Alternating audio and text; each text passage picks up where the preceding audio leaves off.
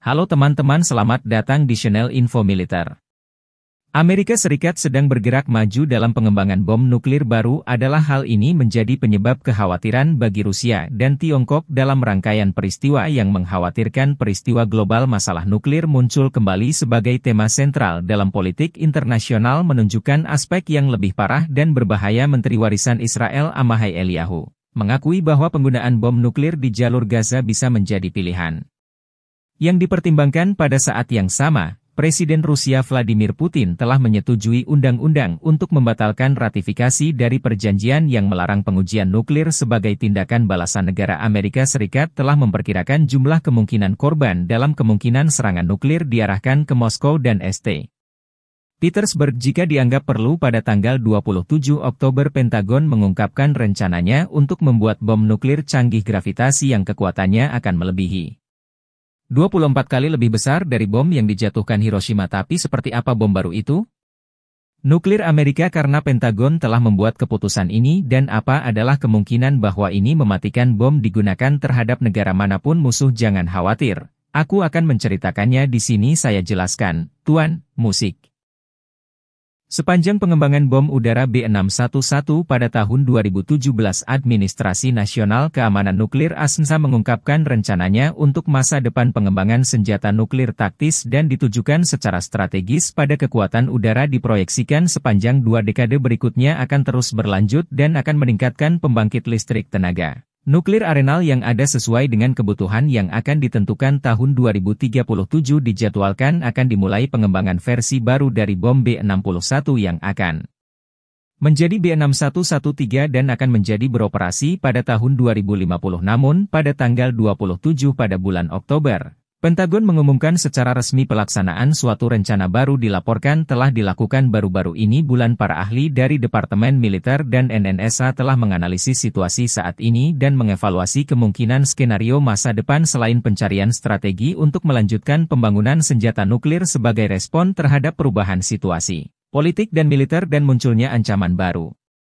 Adalah memutuskan untuk mempercepat pengembangan senjata nuklir. Pengembangan selanjutnya bom keluarga B61 tidak akan ditunda sampai akhir dekade berikutnya, dan proyek B6113 akan segera dirilis. Selanjutnya kita akan menjelajahi apa itu pejabat Pentagon tidak melibatkan, merujuk pada perubahan lanskap militer dan politik dan munculnya ancaman baru. Tapi sebelum Anda, kami akan menjelaskan bagaimana hal itu diharapkan. Bom nuklir Amerika baru tipe gravitasi. Perlu disebutkan bahwa istilah tipe gravitasi mengacu pada senjata yang diluncurkan dari pesawat terbang mirip dengan bom infanteri Little Boy dan Fat Man yang diluncurkan pada Hiroshima dan Nagasaki pada tanggal 6 dan 9 Agustus tahun 1945.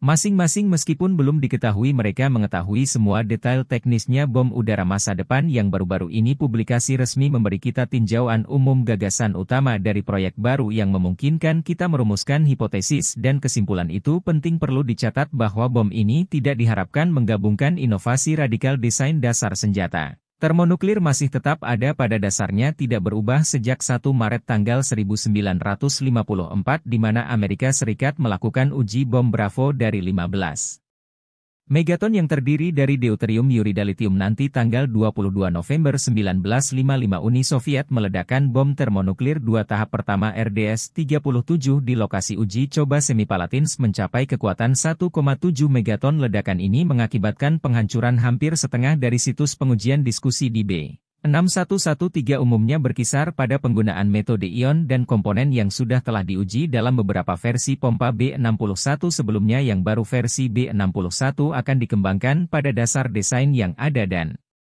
operasional dari amunisi B617. Manufaktur desain canggih akan didasarkan pada transformasi dan modernisasi model lama ada di gudang senjata. Bom B617 akan menjalani perbaikan, membangun kembali dan memperbarui mengikuti desain modern B613. Menarik untuk dicatat bahwa B617 juga dikembangkan dengan cara mirip dengan akhir tahun 80-an dan 90-an menggunakan B611 yang tersedia sebagai basis, namun tidak seperti bom lainnya dari keluarga yang sama. B6113 adalah diklasifikasikan sebagai senjata strategis.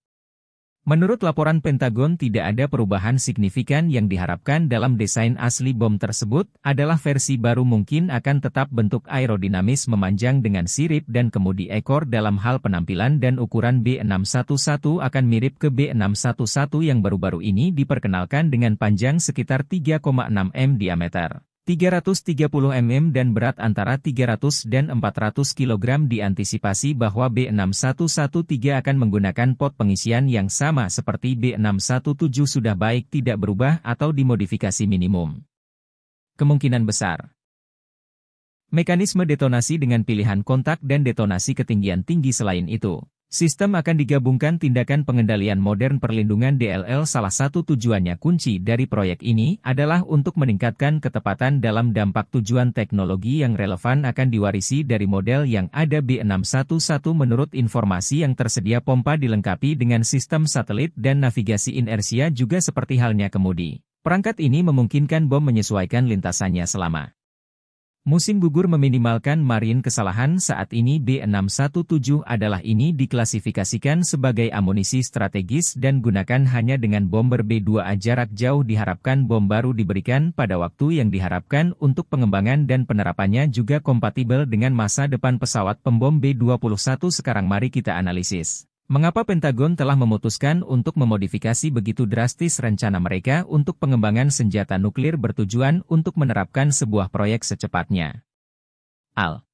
Alasannya tidak sulit untuk dipahami. Sejak awal ini adalah bagian dari modernisasi jenderal persenjataan nuklir di sejalan dengan lebih banyak program dan strategi secara luas. Keadaan pasukan saat ini, senjata nuklir strategis dan taktis Amerika Serikat telah menjadi subjek kritik untuk beberapa waktu dan apapun proyek inovatif mendapat perhatian khusus. Pentingnya dalam konteks ini menyatakan United belum melakukan modernisasi angkatan bersenjatanya nuklir dalam waktu yang lama. Tidak seperti dari Rusia dan Cina, situasi ini dianggap tidak dapat diterima karena memiliki dampak langsung terhadap keamanan strategis nasional. Dengan pembangunan bom termonuklir berpemandu baru B611, Departemen Pertahanan Pencarian memecahkan berbagai masalah dan memperoleh kemampuan baru. Menanti Anda saatnya mencapai penghematan tertentu dan lainnya. Manfaatnya, namun ini hanya rencana yang membutuhkan waktu dan sumber daya keuangan untuk mewujudkan. Berharap bahwa pekerjaan pada B611 akan selesai dalam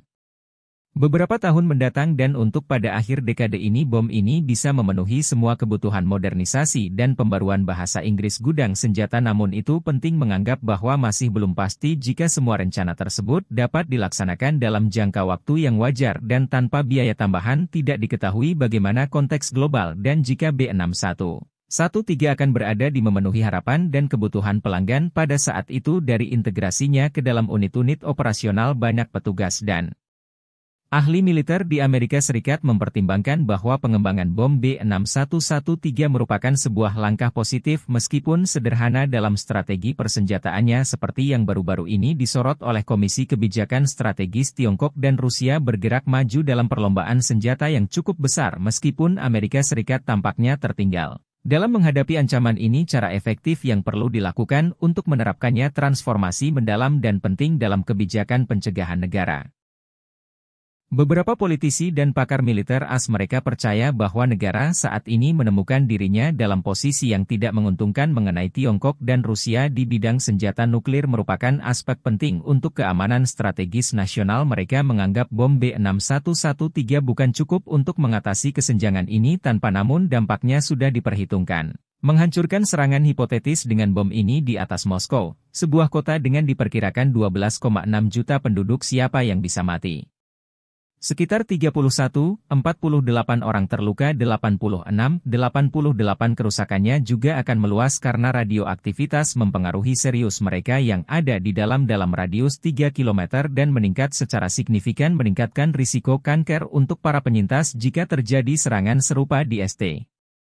Petersburg. Konsekuensinya akan lebih besar lagi bencana dengan perkiraan 36.150 kematian dan 685.000 orang terluka. Namun ini sangat penting mengakui bahwa Rusia memiliki gudang senjata nuklir dunia dan serangan nuklir apapun terhadapnya pasti akan